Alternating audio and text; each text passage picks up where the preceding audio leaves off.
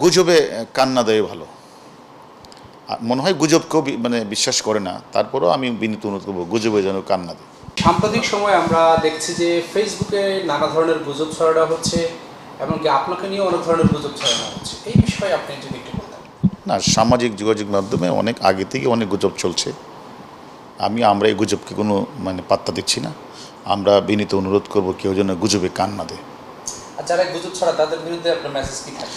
মনে করি যে যারা গুজবটা ছড়াচ্ছে ফেসবুকে বা বিভিন্ন জায়গাগুলিতে, যদি তাদের বিরুদ্ধে কেউ যদি আইনগত ব্যবস্থা নিতে চায়, তারা থানায় নিতে পারবে। আর পুলিশের একজন ঊর্ধ্বতন কর্মকর্তাকে নিয়ে এইভাবে গুজব ছড়ানো, ফেসবুকে নানা ধরনের পোস্ট দেওয়া, আপনার অসুস্থ, হাসপাতালে ভর্তি, আপনাকে সরিয়ে দেওয়া হচ্ছে, এই যে নানা গুজবগুলো ছড়ানো হচ্ছে, এটা নিয়ে কোনো ব্যবস্থা? গুজবে কান না দেওয়াই ভালো।